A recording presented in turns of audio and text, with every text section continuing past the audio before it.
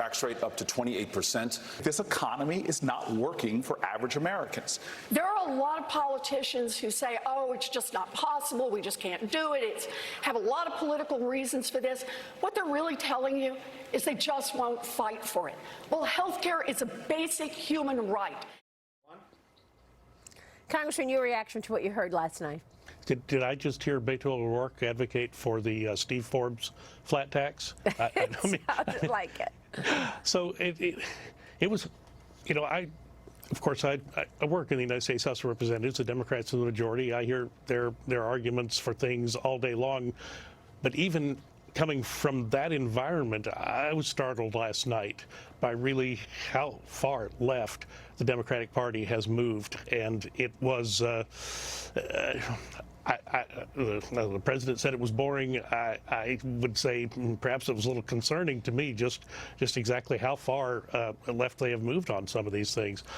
Look, you know, I did think the whole process was unfair to Elizabeth Warren. She's the front runner on the stage, and it was hard for her to get any words in. But the entirety of the night, it was just how who can go further left than the person who just spoke, and it's an odd process. I know we went through a 16 candidate process on the Republican side 4 years ago, but there's just got to be a better way to do this. Do you think that's going to fly with the American people come 2020? These ideals of really socialism, when you look at Medicare for all, or when you look at, well, Elizabeth Warren wants a wealth tax, 70% rate.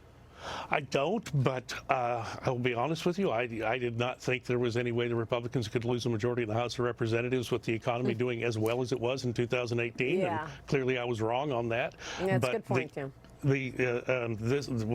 What I was seeing last night was we get round two tonight, but it's I would use the word concerning. How far left, and everyone who spoke got a little farther to the left.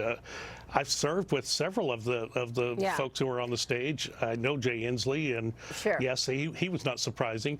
I didn't know the gentleman from Maryland that well. He actually was what had the only sort of reasonable comments during the night, but obviously that was not the coin of the realm. We're looking at a number of movers this morning. Rite Aid, Boeing. We're going to get to that in a moment, but I got to get your take on the border crisis. Attorneys are filing a lawsuit against the Trump administration, alleging that children are being held in detention centers and they're being mistreated.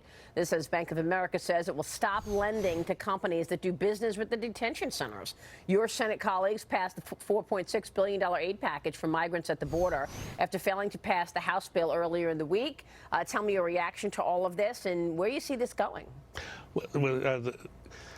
When they say detention centers, I don't know what they're talking about. Obviously, people who are picked up on the border are taken to a Customs Border Protection facility. That is the law. That's what Congress requires them to do.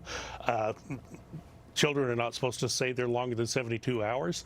The reason that some have is because the receiving facility, the next facility that should be involved is Department of Health and Human Services, and because of the funding constraints, their beds are they have a bed problem. They need space. They need capacity, and they can't take a child out of Customs Border Protection and move them to HHS unless there's a bed there. Which is why I'm questioning this whole Wayfair thing. You know, the employees walking out of Wayfair because they don't want Wayfair to provide the beds. I mean, who are you hurting?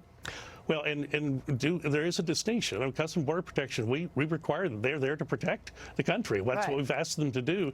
Health and Human Services is there to provide care for the children until they get settled in whatever their next location is. That's also under law that Congress has provided. I think the funding part of this has really been mystifying because the president asked for this May 1st, so it's not a surprise. Right, they said they didn't want any more beds, by the way, the Dems. Your colleagues on the left said, no more beds, you're at capacity, leave it there. And, of course, these centers are being overwhelmed. Congressman, it's good to see you. A lot of insights from you. We appreciate it.